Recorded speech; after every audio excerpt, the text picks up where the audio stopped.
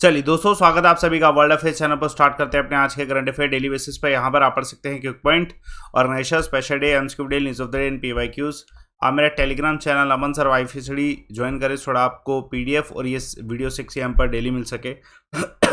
चलिए आज के दिन की शुरुआत देखिए, 11 April national safe motherhood day आज के दिन ऑब्जर्व किया जाता है, सो डैट कि मैटरनिटी फैसिलिटीज़ जो हैं इनको इंक्रीज़ किया जा सके, प्रॉपर हेल्थ केयर दी जा सके वुमेंस को जो प्रेग्नेंट है, और ऐसे केसेस अनीमिया जैसे केसेस जो वुमेन को होते हैं उसको जो है डिक्रीज़ किया जा सके। इसकी शुरुआत के बारे में बात करते हैं। हिस्ट्री 2003 में जो है वाइट रिबन अलायंस इंडिया जो है, इनकी रिक्वेस्ट पर गवर्नमेंट ऑफ इंडिया ने 11 अप्रैल को नेशनल सेफ मदरहुड डे जो है घोषित किया था। इस दिन एनिवर्सरी ऑब्जर्व की जाती है, कस्तूरबा गांधी जी का बर्थ डे जो है इस दिन होता है। और इसका इस बार का जो थीम है वो है remain at home एमिड Covid, protect mother and infant safe from corona virus. तो बेसिकली जो थीम है कोरोना वायरस से संबंधित है।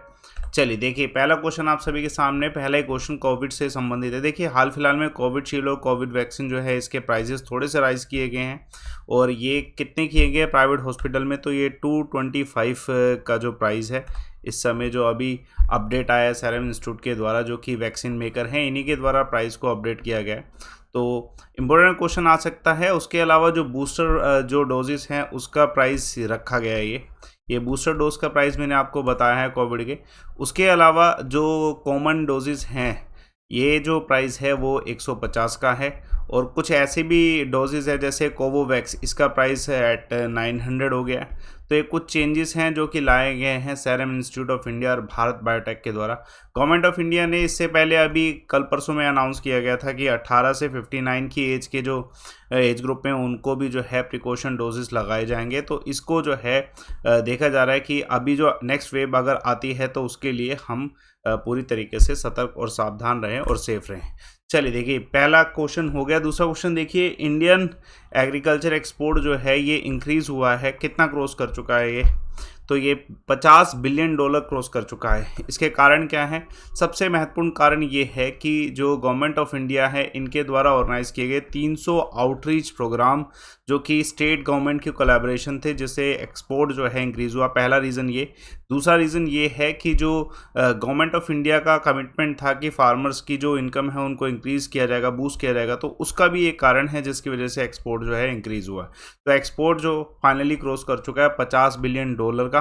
अगर हम इसके आंकड़े देखें तो agriculture and process food product export development authority जो है एब्डा जो है, इनके अकॉर्डिंग जो है 25.6 बिलियन का जो है इस बार ये एक्सपोर्ट जो हुआ है रिसेंट में, और ये 51% है 50 बिलियन का, डेफिनेटली है ना। तो ये अभी रिसेंट में ही हुआ है। चलिए देखते हैं एक और क्वेश्चन। वेंकैया नायडू जी के द्वारा कंफर्म किए गए अकेडमी अवार्ड कितने आर्टिस्ट को, तो इन टोटल जो है 66 हैं। आंकड़े जानते हैं। देखिए अकेडमी अवार्ड जो है रिसेंट में 2018 के दिए गए, क्योंकि कोविड के बाद जो है नहीं दिए गए थे, तो ये 2018 के अवार्ड हैं जो अब अनाउंस किए गए। दिल्ली में एक फंक्शन में इसे अनाउंस किया गया। एमिनेंट आर्टिस्ट जो हैं उनको अलग अलग फील्ड में मिले हैं। जैसे अगर अवार्ड्स की बात करी जाए तो संगीत नाटक अकेडमी फेलोशिप जो है 4 आर्टिस्ट को मिला है। 40 जो हैं उनको अवार्ड दिया गया संगीत नाटक अकेडमी अवार्ड का, और ललित कला अकेडमी अवार्ड जो है 23 पर्सनैलिटीज़ को मिला है। ठीक है, तो इम्पोर्टेंट क्वेश्चन है, ये मिल सकता है, ये स्पेसिफिक डिटेल आपको मिल सकती है। इसके साथ साथ कुछ फेस्टिवल भी ऑर्गेनाइज किए गए हैं जो कि 19 अप्रैल तक चलेंगे। इसमें एक फेस्टिवल का क्वेश्चन मैं आपको नेक्स्ट जो है 2 से 3 क्वेश्चन मैं आपको कराता हूँ। देखिए महत्वपूर्ण सवाल एक और, हाल फिलहाल में किसने एड्रेस किया है foundation day of Gujarat Umya माता टेम्पल, तो ये इंपॉर्टेंट है क्योंकि प्राइम मिनिस्टर के द्वारा खुद इनोग्रेट किया गया। हालांकि ये जो इनोग्रेशन है ये वीडियो कॉन्फ्रेंसिंग के थ्रू किया गया, लेकिन क्योंकि प्राइम मिनिस्टर के द्वारा किया गया तो क्वेश्चन आने के चांसेस हैं। देखिए ये जो पूरा मंदिर है इसको निर्माण में जो है पटीदार जो कम्युनिटी है उनका पूरा योगदान है। कारण क्या है कि ये एक डायटी है जो कि पटीदार कम्युनिटी की डायटी है, और इसका जो है जो प्राणा प्रतिष्ठा जो है इसके अंतर्गत इसे मनाया जाता है इस आइडल को। तो इम्पोर्टेंट क्वेश्चन आने के चांसेस है। इसमें जो सीएम है भूपेंद्र पटेल वो भी इसमें जो है प्रेजेंट थे, जो अभी इनॉग्रेशन हुआ था। चलिए देखिए एक और इम्पोर्टेंट क्वेश्चन कि ये जो मैं आपको क्वेश्चन बता रहा था अकेडमी अवार्ड से ही संबंधित है। सॉरी जो साहित्य अवार्ड आए हैं उसी से संबंधित है। जी कृष्ण रेड्डी ने इनॉग्रेट किया है कौन सा नेशनल एग्जीबिशन ऑफ आर्ट जिसमें अवार्डीज जो हैं उनको भी बुलाया गया था? तो आंसर है इस क्वेश्चन का 62nd जो है नेशनल एग्जीबिशन ऑफ आर्ट है। चलिए तो इसके बारे में जानते हैं। यूनियन मिनिस्टर ऑफ कल्चर जो है जी कृष्ण रेड्डी जी के द्वारा इनॉग्रेट किया 62nd national exhibition of art at Lalit कला गैलरी, जो अभी अवार्ड्स का मैंने बताया था 66 वाला। तो ये ऑडिटोरियम दिल्ली में ही है जहाँ पे इसको जो है ऑर्गेनाइज किया गया था। इसमें और भी मिनिस्टर थे, जैसे minister of state culture Shrimati Meenakshi Lekhi ji भी जो है इसमें प्रेजेंट थी। तो इस ओकेजन में जितने भी अवार्डीज अभी जो अनाउंस किए गए हैं उनको भी इनवाइट किया गया था। और बहुत सारी चीज़ें हैं, जैसे एग्जाम्पल के तौर पे इस एग्जीबिशन में जितने भी अवार्ड्स हैं उनको प्रमोट किया गया कि वो अपने कल्चर को और किस तरीके से प्रिजर्व कर सकते हैं, प्रमोट कर सकते हैं। चलिए देखिए एक और क्वेश्चन, मिनिस्ट्री ऑफ कल्चर को जो है इसमें कम्प्लीटली इन्वॉल्व थी। चलिए देखिए महत्वपूर्ण सवाल, रिसेंटली कौन सी कंट्री है जिसने जीता है maiden women double and mix double, दोनों जीते हैं? तो ये डेफिनेटली इंडिया ने जीते हैं। इंडिया के खिलाड़ी का नाम जानिए, इम्पोर्टेंट है। नाम है दीपिका पालिकाल। ये फेमस है, कारण मैं इसका बताऊंगा। देखिए अभी ये जो है डबल जो है टाइम में जो है फाइनल्स में पहुंची हैं। पहला जो है वर्ल्ड डबल स्क्वैश चैंपियनशिप का, ठीक है, और दूसरा ये पहला जो है ये है, दूसरा है मिक्स डबल का। तो इन दोनों में ये जो है फाइनल में पहुंच चुकी हैं और अच्छा परफॉर्मेंस दिए। जो मिक्स डबल था इसमें इनका जो साथ दिया है वो सौरभ घोषाल के द्वारा दिया गया है। तो इम्पोर्टेंट क्वेश्चन है, और ये इसलिए भी फेमस है क्योंकि she married to Indian cricketer Dinesh Karthik who is also famous. तो ये जो मैचेस हुए हैं ये ग्लासगो में हुए हैं। इंपॉर्टेंट क्वेश्चन है, आ सकता है।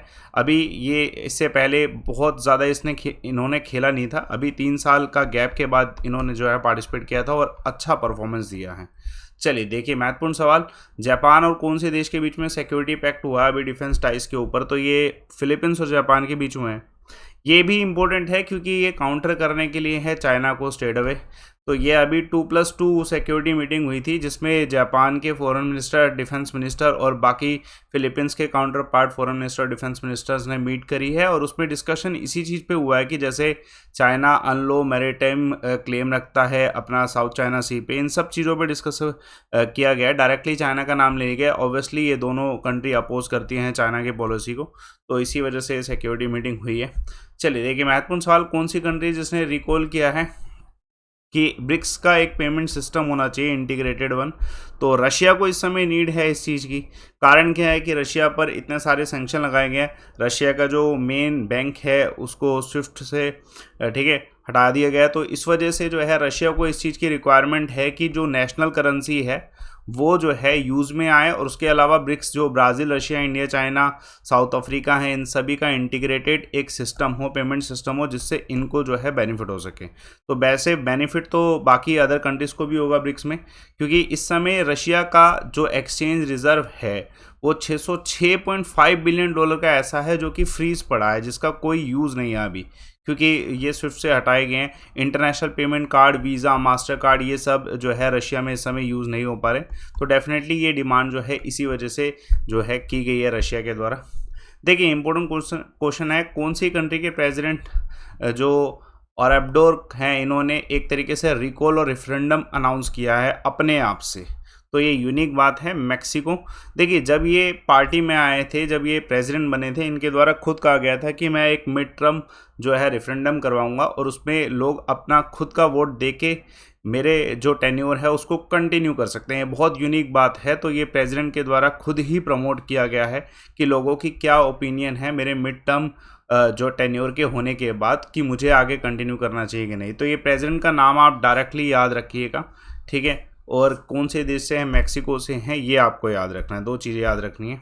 सऊदी अरेबिया में अभी हज का जो पिलग्रिमेज है वो स्टार्ट होने वाला है। तो इस बार कितने पिलग्रिम्स जो हैं जिनको अलाउ किया गया है, तो ये 1 मिलियन है। ह्यूज, अगर मैं कहूँ इन नंबर ह्यूज है 1 मिलियन भी। लेकिन ये मैं आपको इसके बारे में और बता देता हूँ। ये वर्ल्ड लार्जेस्ट रिलीजियस गैदरिंग में से एक है, जिसमें जो 2019 में 2.5 मिलियन लोग जो हैं इन्होंने पार्टिसिपेट किया था। सऊदी अरेबिया ने इस बार जो है 1 मिलियन अलाउ किए हैं, क्योंकि कोविड के केसेस अभी भी शार्पली इंक्रीज़ हो रहे हैं, तो प्रिकॉशन के लिए जो है इतना रखा गया है। उसके अलावा यहाँ पे एक और प्रोसेस सिस्टम है कि यहाँ पे सऊदी अरेबिया के जो सिटीज़न हैं उनको लॉटरी सिस्टम से जो है अलाउ किया जाएगा अराउंड 60,000 के। तो इम्पोर्टेंट है, क्वेश्चन आ सकता है जिसमें जो मैक्सिमम एज है वो भी 65 की गई है लिमिटेड, सो डैट की प्रिकॉशंस जो है लिए जा सकें। चलिए क्विक पॉइंट देखिए, हाल फिलहाल में कौन सी सिटी है जिसने साइन किया है tripartite agreement to develop Hanle as a dark sky sanctuary? तो लेह के द्वारा किया गया है, लेह लद्दाख में।